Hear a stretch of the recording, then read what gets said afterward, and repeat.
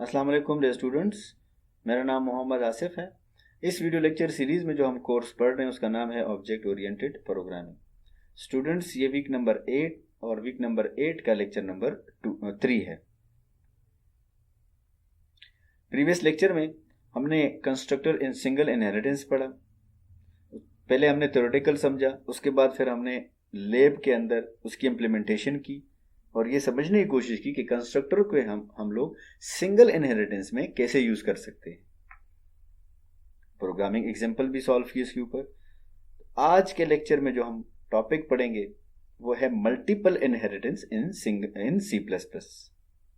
इससे पहले क्योंकि हमने सिंगल इनहेरिटेंस पढ़ा था, अब हमने पढ़ना है मल्टीपल इनहेरिटेंस, जो सेकेंड टाइप ऑफ इनहेरिटेंस है। जाहिर सी बात है, प्रोग्रामिंग एग्जांपल भी सॉल्व करेंगे और उसके बाद इंशाल्लाह हम पढ़ेंगे कंस्ट्रक्टर इन मल्टीपल इनहेरिटेंस और आखिर में इसके ऊपर प्रोग्रामिंग एग्जांपल भी सॉल्व करेंगे। तो आइए चलते हैं अपने प्रोग्राम के ऊपर, फर्स्ट टॉपिक के ऊपर। तो वो है multiple inheritance in C plus plus.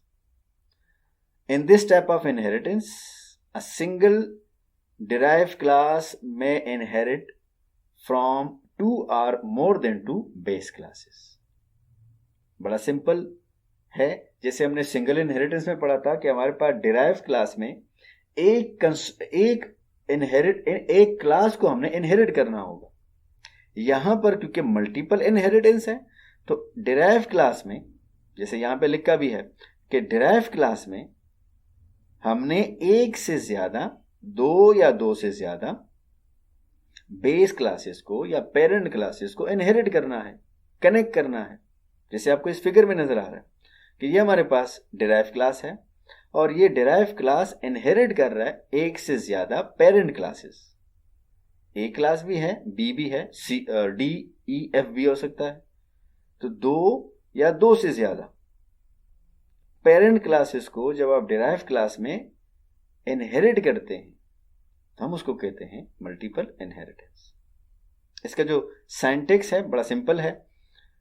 Let's say हमारे पास डिराइव क्लास सी है तो हमने क्लास सी लिखा, कोलोन, और उसके बाद हमने मोड ऑफ इनहेरिटेंस लिखा जो है पब्लिक। पहले हमने क्लास ए लिखा, इसका मतलब हम क्लास ए को इनहेरिट करना चाहते हैं। तो यहां तक तो सिंगल इनहेरिटेंस है। लेकिन अगर आपने एक से ज्यादा क्लासेस को इनहेरिट करना है इस सी क्लास में जो डिराइव क्लास है, तो आपने कॉमा यूज करना होगा, कॉमा, सेपरेटेड बाय कॉमा। उसके बाद फिर आपने बताना होगा कि किस मोड में इनहेरिटेंस करना चाहते हैं, तो इसको आपने पब्लिक किया। अच्छा, इसमें यह जरूरी नहीं है कि इससे पहले वाले क्लास को अगर आपने पब्लिक किया तो बाद वाले क्लास को भी आप पब्लिक करेंगे, नहीं। हर एक के साथ आपने अपना अपना मोड यूज करना होगा। तो जिस मोड में आप इनहेरिटेंस करना चाहते हैं वो इंडिपेंडेंट होते हैं। आप यहां पे प्रोटेक्टेड कर लें, बेशक यहां पे पब्लिक कर लें, या बेशक दोनों को पब्लिक कर लें या दोनों को प्रोटेक्टेड कर लें, लेकिन ए का बी के साथ मोड्स का कोई रिलेशनशिप नहीं है, ये इंडिपेंडेंट है। सो हम कॉमा यूज करेंगे for more than 2 classes to be inherited with in the child class, जो हमने पब्लिक किया मोड और बी क्लास को लिखा। अब यहां पर सेकंड चीज ये आपने याद रखनी है कि आप पहले क्लास बी को लिख लें और फिर क्लास ए को लिख लें, तो ऑर्डर इतना फर्क नहीं पड़ता। ठीक है, तो ये हमारे पास है उसका सिंटैक्स कि कैसे करना पड़ेगा कि सारे क्लासेस का नेम लिख के लेकिन सेपरेटेड बाय कॉमा, और हर एक क्लास से पहले आपने मोड लिखना होगा कि किस मोड ऑफ इनहेरिटेंस आप करना चाहते हैं, और उसके बाद डिराइव्ड क्लास की बॉडी होगी। तो ये है मल्टीपल इनहेरिटेंस के बारे में। अब आते हैं इसके ऊपर छोटा सा प्रोग्राम देखते हैं। अब प्रोग्राम में अगर आप देख रहे हैं, अपने गौर करना होगा, हमारे पास बेस क्लास जो नंबर 1 है उसका मैंने नाम रखा माई क्लास। इसके अंदर एक पब्लिक स्पेसिफायर है और इसके अंदर मैंने एक फंक्शन डिफाइन किया जो यूजर डिफाइन फंक्शन है, रिटर्न टाइप वॉइड है, फंक्शन का नेम माई फंक्शन है, पैरामीटर 0 है, सिंपल सा मैसेज प्रिंट कर रहा है। उसके बाद एक दूसरी क्लास है, उसका नाम है माई अदर क्लास। ठीक है, अच्छा, इन दोनों का आपस में कोई रिलेशनशिप नहीं है। फिर हमने इसके अंदर एक स्पेसिफायर लगाया पब्लिक और उसके अंदर एक फंक्शन है my other function, return type void है, फंक्शन का नेम है माई अदर फंक्शन, पैरामीटर्स कोई भी नहीं, मतलब 0। मैसेज जो है बड़ा सिंपल सा मैसेज प्रिंट किया है और क्लास को एंड किया है। तो ये दो इंडिपेंडेंट क्लासेस है, एक है माई क्लास और दूसरा है माई अदर क्लास। अब यहां पर डिराइव क्लास की बात करते हैं। यहां पर आप देख रहे हैं डिराइव क्लास। तो डिराइव क्लास में अब इन दोनों क्लासेस को हमने इनहेरिट करना है। तो डिराइव क्लास, क्लास का कीवर्ड है, डिराइव क्लास का नाम है माई चाइल्ड क्लास, उसके बाद कोलोन आपको नजर आ रहा है, कोलोन के बाद पब्लिक, मतलब हमने मोड ऑफ इनहेरिटेंस लिखा है, और उसके बाद लिखा है माई क्लास। इसका मतलब मैंने पहले क्लास को पहले कनेक्ट किया, कामा, कामा इसलिए क्योंकि हम एक से ज्यादा क्लासेस को इनहेरिट करना चाहते हैं, पेरेंट क्लासेस को। फिर हमने लिखा पब्लिक।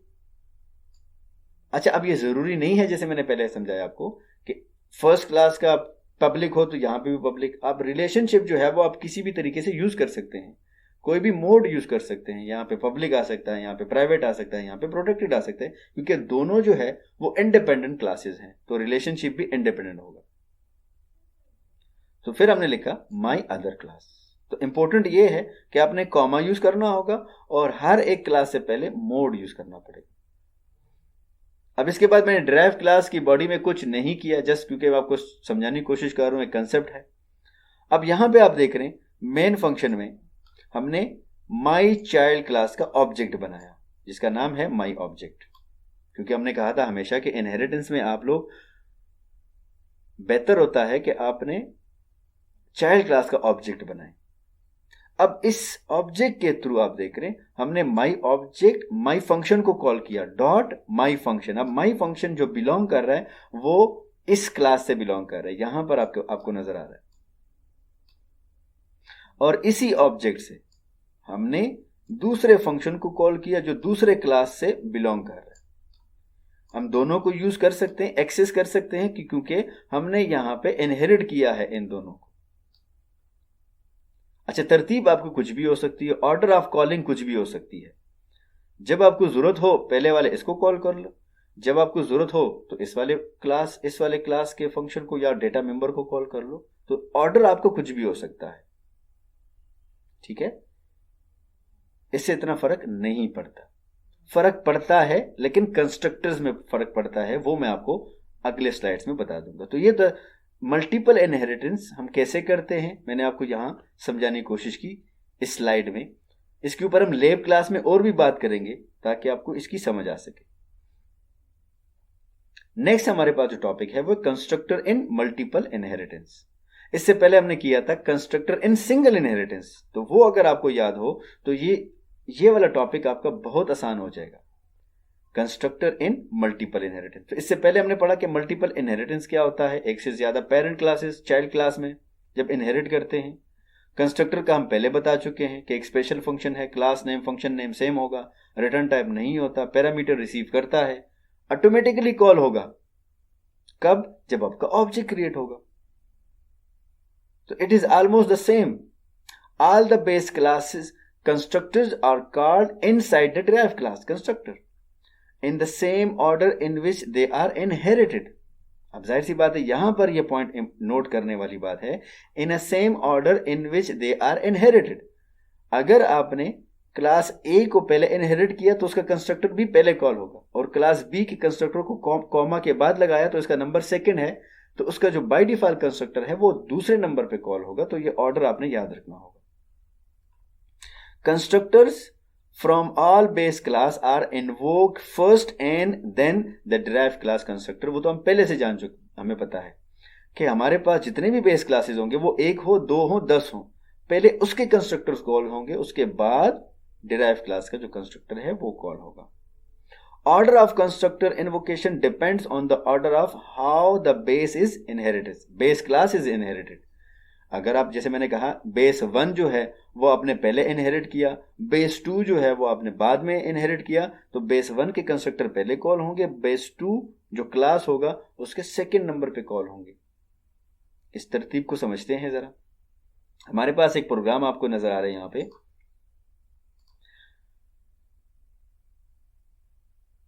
क्लास नेम ए, अच्छा sorry, class name is missing, यहां पे मिसिंग है, ठीक है।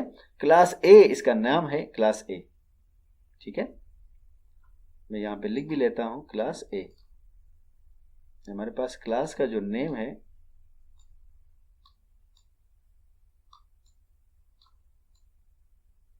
वो है ए। ओके, क्लास हमारे पास ए है, उसका कंस्ट्रक्टर का हमारे पास ए आ रहा है, रिटर्न टाइप नहीं है, तो मुझे समझ आ गई class name function name same है, पैरामीटर नहीं है, तो ये बाय डिफॉल्ट कंस्ट्रक्टर है। सिंपल सा मैसेज इसके अंदर प्रिंट किया गया है। फंक्शन क्लास नंबर 1 खत्म। क्लास नंबर 2 जो है वो क्लास का नेम है बी। क्लास बी के अंदर बी हमारे पास एक कंस्ट्रक्टर फंक्शन है जो कि बाय डिफॉल्ट कंस्ट्रक्टर है, और इसके अंदर भी एक सिंपल सा मैसेज प्रिंट किया गया है। तो इन दोनों क्लासेस का आपस में, क्लास ए और क्लास बी का आपस में कोई रिलेशनशिप नहीं है, इंडिपेंडेंट क्लासेस हैं और कनेक्टेड भी नहीं है, मतलब इनहेरिटेड भी नहीं है। अब आते हैं यहां पे डिराइव क्लास में, जो कि उसका नाम है सी। हमने कोलोन लगाया, इसका मतलब हम इनहेरिटेंस करना चाहते हैं। फिर हमने लिखा पब्लिक बी, इसका मतलब हमने पहले बी क्लास को इनहेरिट किया, फिर कॉमा पब्लिक ए, उसके बाद सेकंड नंबर पर क्लास ए को इनहेरिट किया। तो हमारे पास ऑर्डर ऑफ इनहेरिटेंस जो है वो आप याद रखना कि पहले हमने बी को इनहेरिट किया और फिर हमने ए को इनहेरिट किया। अब यहां पर हमारे पास डिराइव क्लास में भी एक कंस्ट्रक्टर फंक्शन है जो कि बाय डिफॉल्ट कंस्ट्रक्टर है, और एक सिंपल सा मैसेज इसके बॉडी के अंदर प्रिंट किया गया है। अब आते हैं, अब ये क्लास यहां पे खत्म हो गई। अब आते हैं हमारे पास मेन क्लास में। मेन क्लास में हमने चाइल्ड क्लास का ऑब्जेक्ट बनाया, क्लास का नेम है सी और ऑब्जेक्ट का नाम भी मैंने सी ही रखा। तो जब आपके पास ऑब्जेक्ट क्रिएट हुआ तो डिराइव क्लास में ये सबसे पहले मूव करेगा और यहां पे देखेगा कि यहां पर तो हमारे पास इनहेरिटेंस हुई है और मल्टीपल इनहेरिटेंस है, तो सबसे पहले आएगा इस जगह पर, इस वाली क्लास पर। इस क्लास में हमारे पास क्या है, इस क्लास में हमारे पास है बी क्लास, तो वो सबसे पहले जंप करेगा बी क्लास में। अब बी क्लास में अगर बाय डिफॉल्ट कंस्ट्रक्टर है तो सबसे पहले वो कॉल होगा, तो सबसे पहले बी क्लास। अब यहां पे आपको नजर आ रहा है, यहां पर आई होप आपको नजर आ रहा है कि बीज कंस्ट्रक्टर कॉल्ड, जो मैसेज है वो प्रिंट हुआ। उसके बाद क्लास ए का कंस्ट्रक्टर जो बाय डिफॉल्ट कंस्ट्रक्टर होगा वो कॉल होगा। यहां पे आपको आउटपुट में नजर आ रहा है, मैसेज जो है वो प्रिंट हुआ। फिर हमारे पास जो डिराइव क्लास है उसका कंस्ट्रक्टर कॉल हुआ, आई होप आपको यहां पे नजर आ रहा है। इसका जो मैसेज है वो प्रिंट हुआ, सीज कंस्ट्रक्टर कॉल। सो सिर्फ आपको यहां पे ये बताना था, बाकी तो ये उसी तरह काम कर रहे हैं जैसे सिंगल इनहेरिटेंस में कंस्ट्रक्टर कॉल हो रहे थे कि पहले बेस क्लास के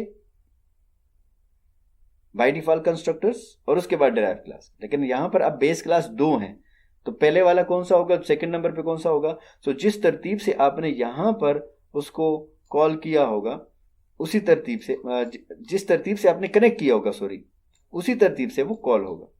तो सबसे पहले अगर ए होता तो ए के कंस्ट्रक्टर कॉल हो जाते, क्योंकि यहां पे फिलहाल पहले बी क्लास कनेक्टेड है तो पहले जो है वो बी क्लास का होगा। तो ये था कंस्ट्रक्टर इन मल्टीपल इनहेरिटेंस के बारे में। स्टूडेंट्स, आज के लिए इतना काफी है। अगर आपको कोई क्वेश्चन हो तो आप मुझसे पूछ सकते हैं। Thank you. अल्लाह।